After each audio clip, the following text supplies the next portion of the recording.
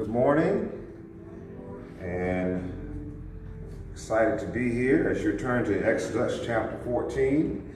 My name is Pastor Valmadge with Friendship Missionary Baptist Church, located in the heart of Greenwood, Mississippi. This is the place where God's love is expressed. We are continuing our virtual worship during this Sunday because of obvious considerations and safe regards that we need to engage in. Again, if you go ahead and turning to Exodus chapter 14, momentarily I have a few words I would like to share with you. Before that, there are some considerations for station identification. I want to say thank you so much to a lot of people who are responsible for helping us be able to put on the virtual services.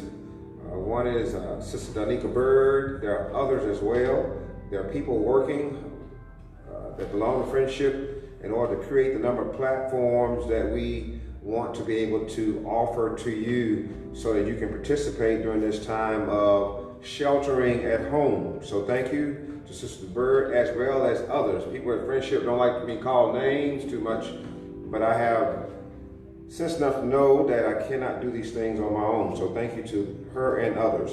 I ask that you will continue to pray for one another. We do have a lengthy sick and shut-in list, some recently added, such as Mother Marie Sutherland, as well as Sister Ramsey. And so we pray that you'll pray for those two as well as others that have been on the list a long period of time. Please reach out to them. You probably cannot go see them, but if you can reach out to them, reach out to their family members so we can let them know that they're not by themselves, whether you're recent or whether they are some person that has been on the list a long time. Spread the word about our virtual services, please.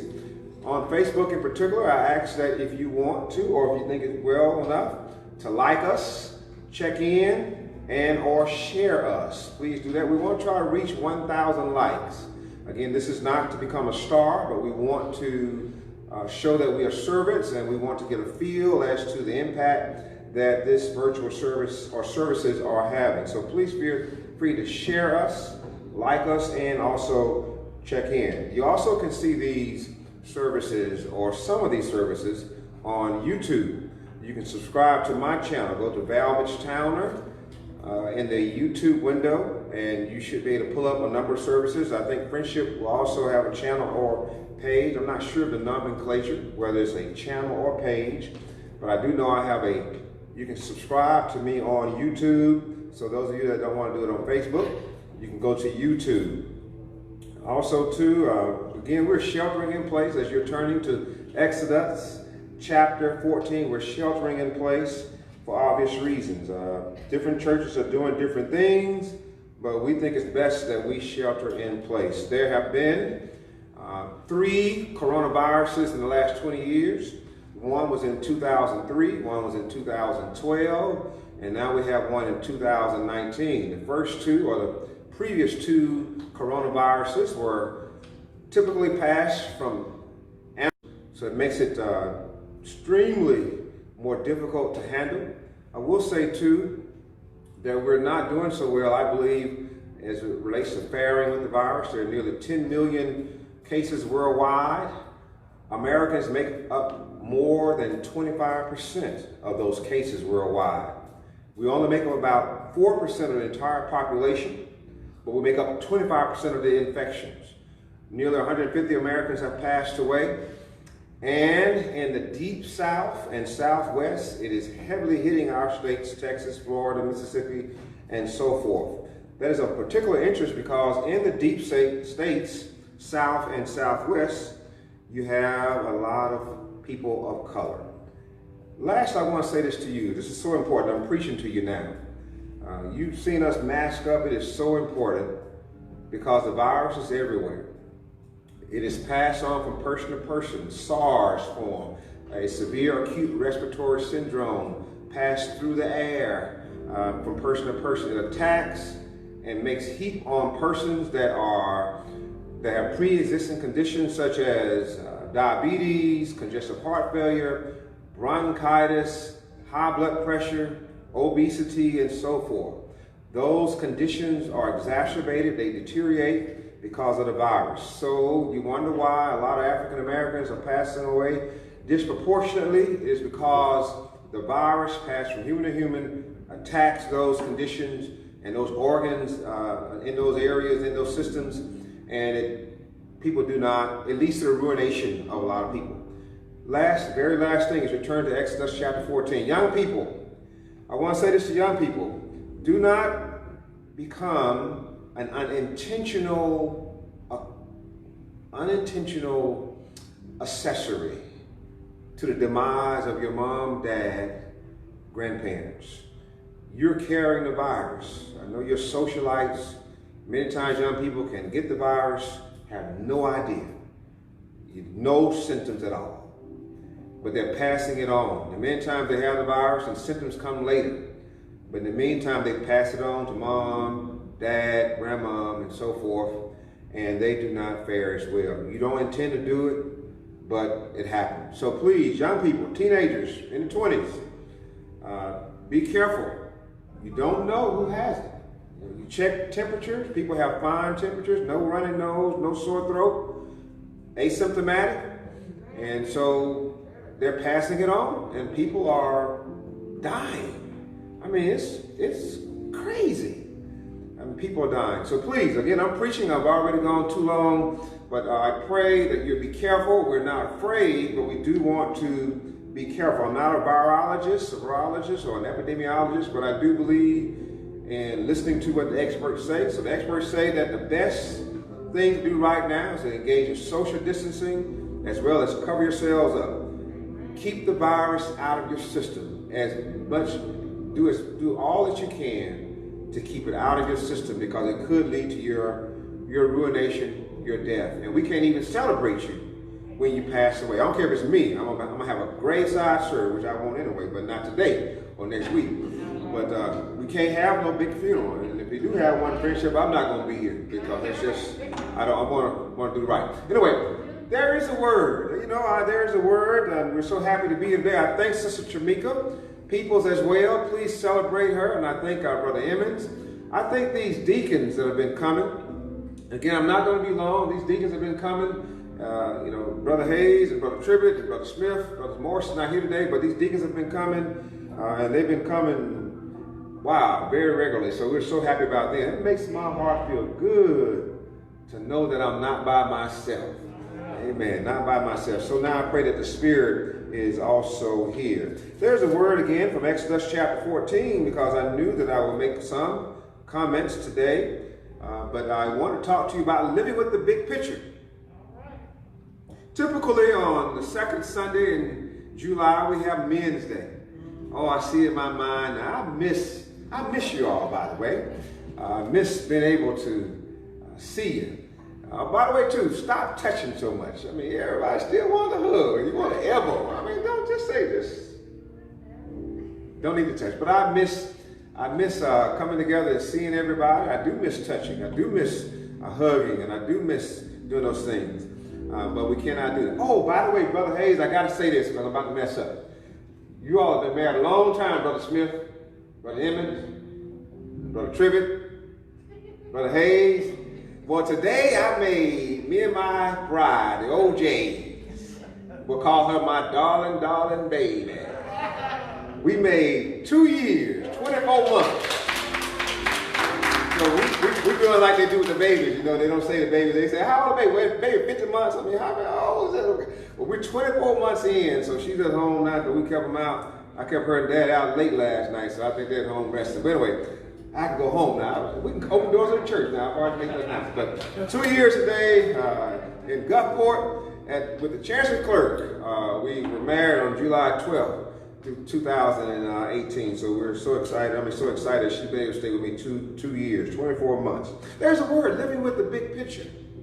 Living with the big picture. And you've heard in the reading a snippet of what happens here. And I want to concentrate on verse number 13 in Exodus chapter 14.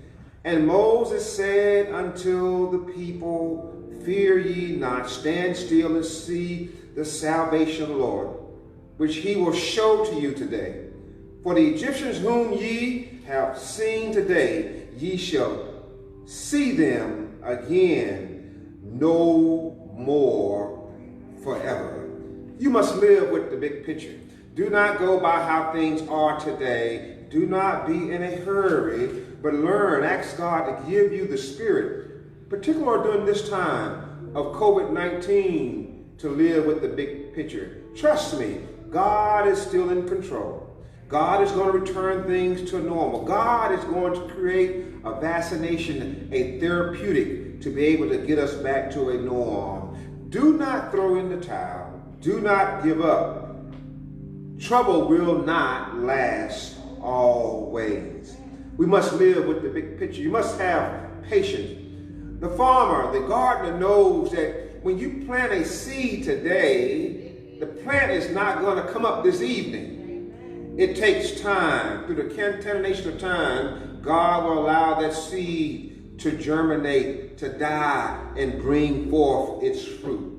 It takes time. You must live with the big picture. Perhaps today you're out there and you have a health dilemma. There's something going on with you. You don't feel too well. I don't feel so well today. There's something happening with you. You're going to have to go through a surgery, or a family member is not doing so well. I want you to remember that all sicknesses are not unto death. You can have that surgery. You may have had that surgery or that procedure, but trust me, through time, if you live with the big picture, the pains that you have today, the health issues that you have today, God will allow them to abate and or to disappear. You must live with the big picture. You know, you can't win them all. Sometimes you're going to lose. If you've been losing, if this is your losing season, if you lost today and you're losing now, just keep on. Keep the faith. Trust me. If God is with you and you're in his will, he eventually will wipe out all of your losses, and victory is imminent for you. Things have not been going your way, but let me tell you, hang in there. I don't really like to use the word hang in there. Have faith. Understand that God is going to allow you to win. You know, they tell me I don't do the stock market, but they tell me that when you put in money in the stock market, you don't put money in today and then hope a return happens this evening. They say you're supposed to put money in, and then over time, that money will grow. But if you look at the small picture of the day, you put in $1 and you want $10 this afternoon. No. Understand that through time, God can allow things to work out. Young folk, live with the big picture. I know it's hot, it's pretty outside, it's summertime, but you're going to get a chance to socialize again. There's going to be another 4th of July. There's going to be another summer. God has the ability, he has the power to allow you to live again. By the way, young folk, you know, it's an amazing thing that when you're young, time just goes by so slow. Oh, when I was 12 or 13, I could not wait until I became 14 to get my permit. And then when I became 14, I wanted to become 15 to get my license. I couldn't wait when I was in junior high. I couldn't wait to come to high school. And then when I got to high school, I couldn't wait till I got to college. Then all of a sudden, when I got to be about 30, you start whispering your age. And now that I'm my age, y'all don't know my age. Now that I'm my age, I just seems like to me I'm just so concerned about how time goes by so fast. We're already in July, and I'm just wondering where did the rest of the year go? Before you know it, it'll be Labor Day, it'll be Thanksgiving, it will be Christmas. Let me tell you something. Don't worry about maturing. Don't worry about moving too fast. Trust me, God will bring it to you. But listen, live with the big picture. The children of Israel, God had already decreed through a deliverer by the name of Moses that he was going to extricate them from their bondage from Pharaoh, extricate them, free them so that they could become full participants of worshiping God, and so they could know who God really is. They have been delivered by the 10 different plagues. They are free. They have finally been delivered, finally free.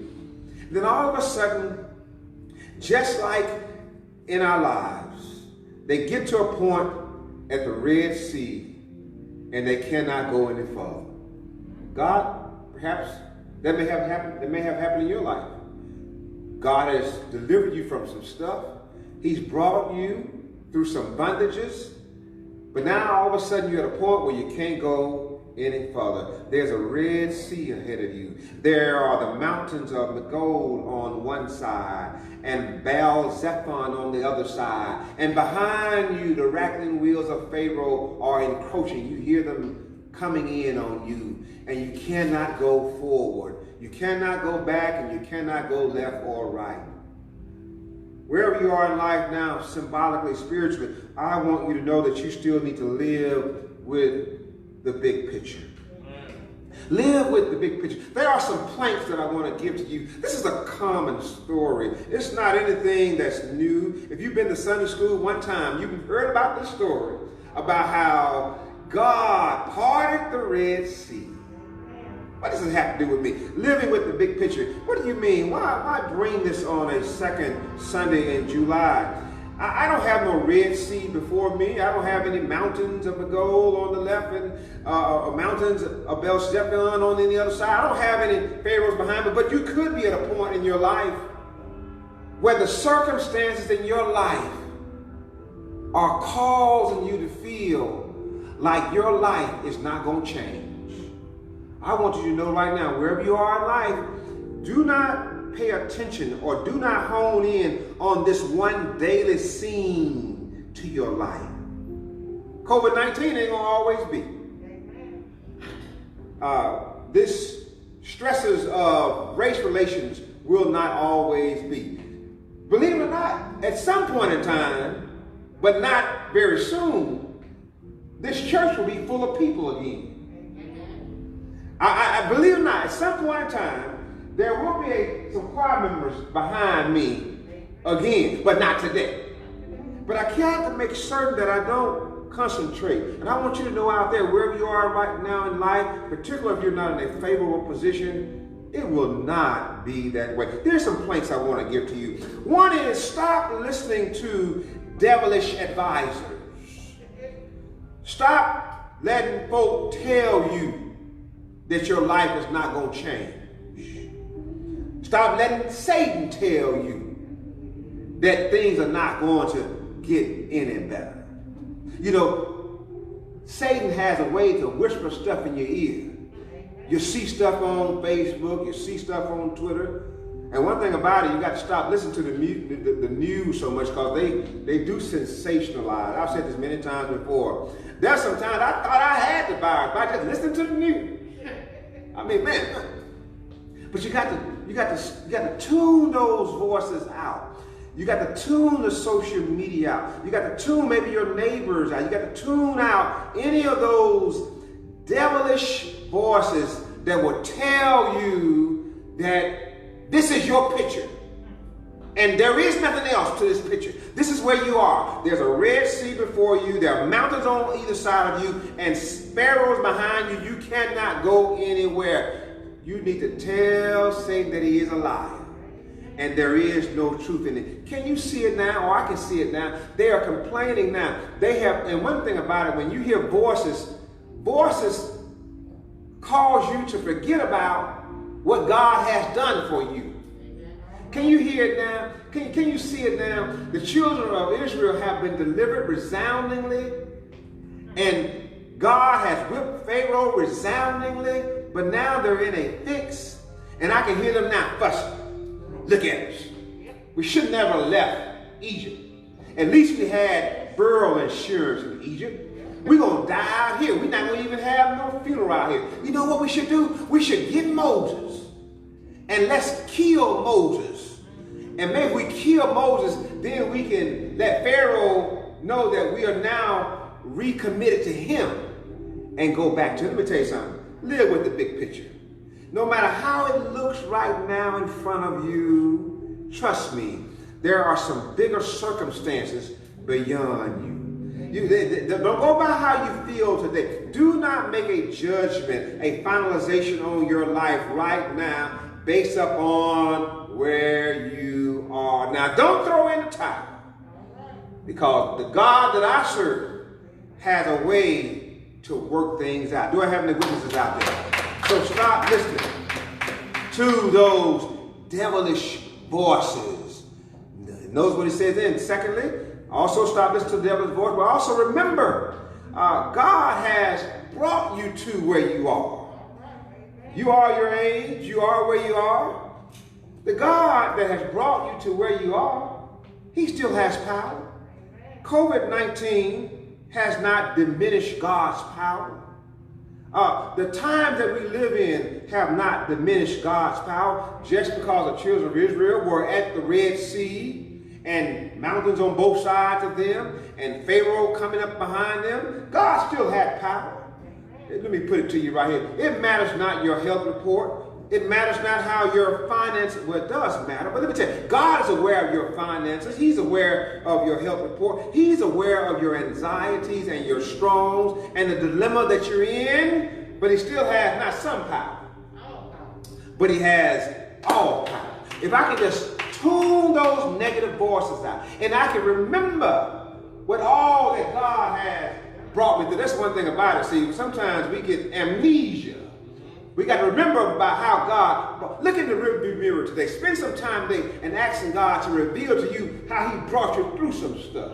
You're out there now. God brought you through some surgeries. He brought you through some folk that broke your heart. He brought you through some lies and some folks that dug some ditches for you. He brought you to some folks that's hoping that some bad things will happen for you. He brought you through some things where your own kin folks became cold on you. And look at you. You're still here right now today.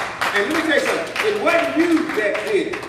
You lost a mama or a daddy or a husband or a daughter. There's some things that happened to you. You lost your house, you lost your car, you lost everything, but now you still got joy. Because God has brought you through. And again, now the God that brought you through then, he's able to keep on. I got to rush. Stop listening to devilish advice. Remember now, even at the Red Sea, mountains on both sides, remember that God has brought you. He knows where you are. God has not lost. He has a GPS on you. He knows where you are. Somebody ought to shout about that, because he knows where you are. Thirdly, understand that Satan will tell you to go back. I can hear it now. The children were saying, let's go back.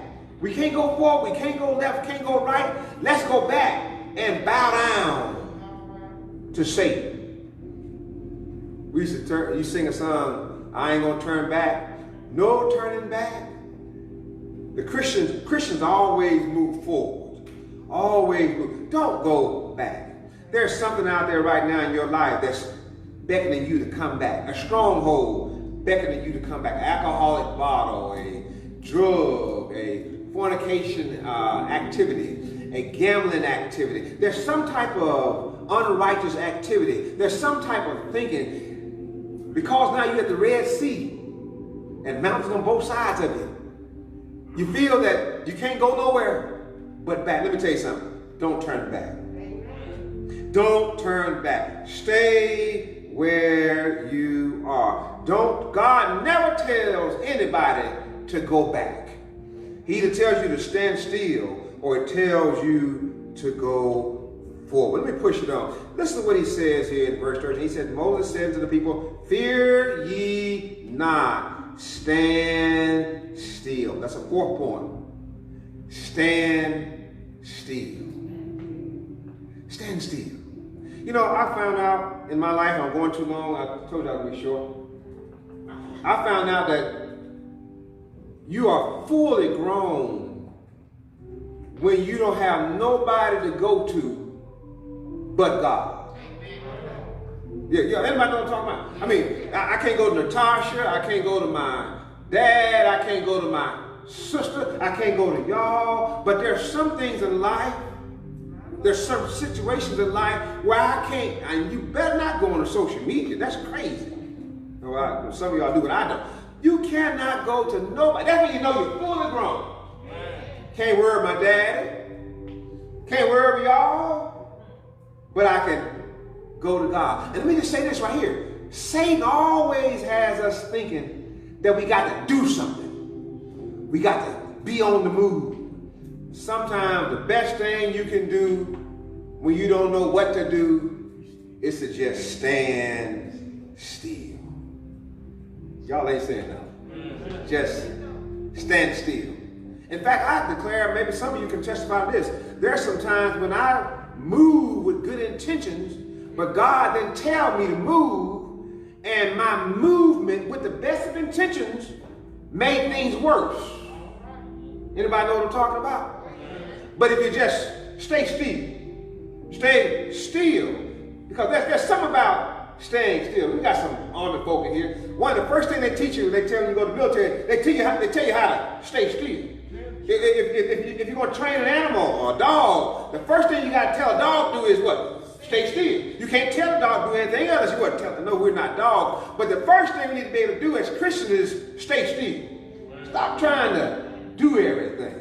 That's why I'm waiting right here at this point right now, because I'm waiting on the Spirit to come, waiting y'all to get with me. But you got to stay still. You're right there, right? You're here right now. You're in a financial dilemma. You're in a health.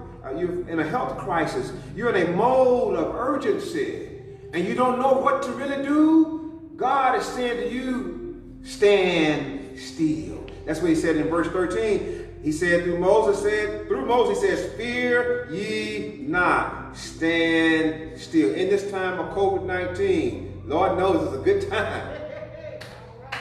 I don't care what kind of promotion they talking about, Disneyland, we're opening it up and all these. Look, you need to stay still. Stay still. Secondly, another thing it does is, notice here that, sometimes when we don't do anything, that's better than doing everything. Because let me tell you this, put this down. When I stay still and don't do nothing, God gets busy and starts doing everything. Let me put that back in. When I stand still, and don't do nothing. Those are my words here now. Stay still, don't do nothing. God then has an invitation to come in and not do something, but he will do everything. I just put something on you. He won't piecemeal it for you. God will do everything. But when you try to get so busy trying to do everything yourself or trying to do something, you wipe out God, and God will not come in. Let me tell you something. I want God to come into my situation. I want him to. I'm gonna stand still, and I want God to come in and not just do something, but I want him to do everything. Anybody out there want God to do everything? So this is what happens. So when I stand still and I understand that if God will come in, he would do everything, because I have stopped listening to the devil's advisors. I remember what God has done for me, and I tell Satan that I'm not going to go back to those things that once held me down. I'm just going to stand still. I'm going to let God do everything. Now, what's happening when you're standing still? You're listening to God. Yeah, but people, now let me just say this right quick, I got to rush. Standing still doesn't mean that you're mad. It doesn't mean that you're giving up. It doesn't mean that you're indifferent. Standing still says, well, look, I can't handle it, so I might as well let him who created me be able to step in and help. The divinity who directs my destiny, he's able to come in and he can take care of the Red Sea, he can take care of the mountains, and he can take care of Pharaoh. I'm about to say something now, y'all.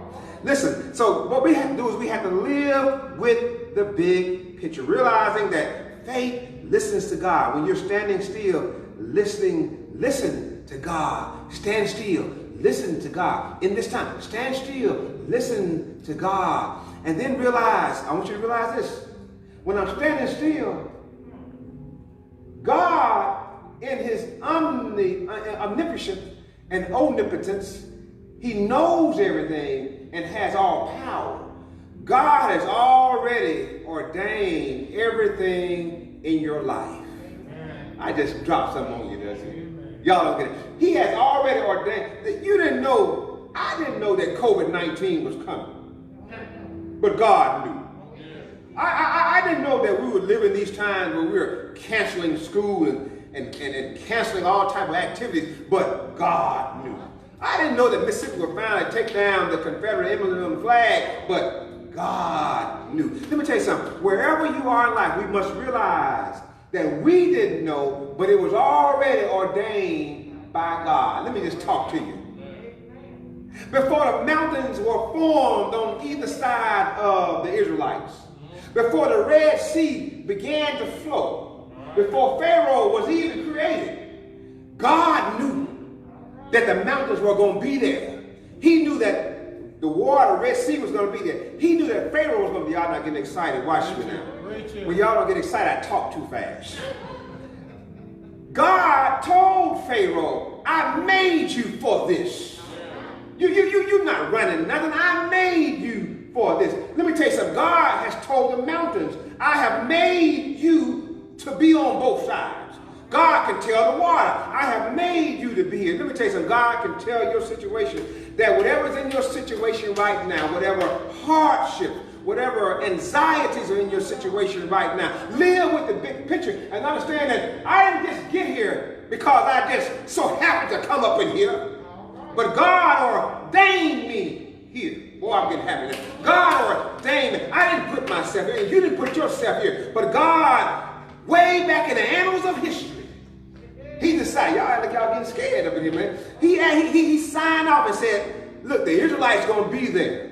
And the Red Sea is going to be there. The mountain's going to be there. And Pharaoh's going to be there. But because I'm God, I want you to just be still. Somebody ought to tell God, amen. Listen, so when I'm standing still, I'm listening to God. I realize, secondly, that God has ordained me to be here. And let me just say something. Thirdly, I realize if I'm living with the big picture, not only am I listening, I understand that he's ordained me to be here. I understand, too, that God is my captain. And the captain don't ever send you on a mission that he don't feel that you can be successful. I think I just said something. The captain now, come on, y'all are military folk in here. The captain don't ever, because see now, if the captain sends you on a mission and the mission fails, that's on the captain's resume. So if the captain sends you somewhere, he's already assured that chances are everything is going to be all right. So let me tell you something. Since we are here, my captain sent me here. I knew I was hoping I was going to be here Sunday morning, but I had no idea I was going to be here today. But my captain knew. Yeah, you out there right now, wherever your situation is, you're unemployed, underemployed, somebody died in your family, those are some wretched situations. But let me tell you something, your captain knows. He knows where you are. Somebody ought to give God amen. He knows where. So listen, so I understand I got to go. I've gone too long. You're playing too well. But let me tell you, listen, I'm going to live with the big picture. I understand I'm going to listen to God. I'm going to stand still. I understand that he has ordained me to be, and he is my captain. He says here in verse number 13, he says, fear not, stand still, and see. I wish I don't have to be so animated, but it feels so good. He said, see the salvation of the Lord. See, listen, let me tell you something. You can't be so smart when you're God's child. Yeah, I tell him, Brother Hayes, just minutes ago, we're going to make an announcement when we're going to come back to church. We don't know when we're going to come back to church. Yeah, but we're going to come back one day. We don't know when. Let me tell you, we're trying to start school. We hope we can start August 3rd, but we don't know. See, let me tell you something right now. You're in your situation right now. The Red Sea is before you, mountains on both sides of you, the enemy's behind you, and you want to know how it's going to turn out. No. Stand still, listen. Understand you are ordained to be there. The captain is going to make certain that you're successful. And just see. Somebody say, what's the salvation of God? I don't know. But I do know God is going to show it to me. Come on now, y'all ain't talking to me. He said it right there in verse number 13. He says, fear ye not, stand still, and see the salvation of God. How are things going to turn out? I don't know how they're going to turn out. But I do know, you can finish it for me, Smith. I do have a funny feeling, though. I say I got a funny feeling that everything is going to be all right. Can I predict it? No, I can't predict it. That's why the Bible says we walk by faith and not by sight. I don't know how, I don't know where, I don't know when, but I'm going to live with the big picture. I wish I had time. I don't have time. The same things that seemingly can do you in, God can make it so those things can just be something that just gets out of your way. God said, look, the water ain't no problem. I made the water. He allowed the water to get up on his ankles. And the children of Israel, you know the story, they walked through on dry land. Watch this though. The same thing that God will move out of your way when you're his child. He'll let those same things be a destroyer to those that are not his children. I think I got somebody talking. The water got out of the way of the children of Israel, but it destroyed Pharaoh. Let me tell you something. As I go to my seat, be dependent upon God. He will allow you to see his salvation. Listen, let me tell you something. I'm so happy that I'm a dependent person. Somebody say dependent. What you mean? Yeah, I'm a dependent person. Somebody said, well, you make your own money. Well, God allowed me to have a job. I'm able to dress myself, able to feed myself. But I am a dependent person. Somebody knows that all of my help, I don't want to talk right, but somebody knows that all of my help, not some, but all of my help comes from, anybody else know where your help comes from? Does it come from the Lord? So I'm so happy to be dependent upon him. And when I'm dependent upon him, I am under his responsibility. Yeah. Therefore, whatever comes my way, God is able to put it on at my feet. I got to go. Let's go. Whatever comes my way, God can put it on he can put it on my feet. The water was no problem. God is able to put it on his feet. Let me tell you something. I don't know how it's going to turn out, but even death ain't no problem for God. Because when we die, it ain't over. Because his son died on one Friday. But early, Sunday morning, didn't he get up? And how much power did he have when he got up? He had all power. And so I'm dependent upon him to get me through. I'm going to live with the big picture. Everything is going to be all right. I said everything is going to be all right. I got a funny feeling. I got to watch my boy. I said, I got a funny feeling that everything is going to be all right. God bless you.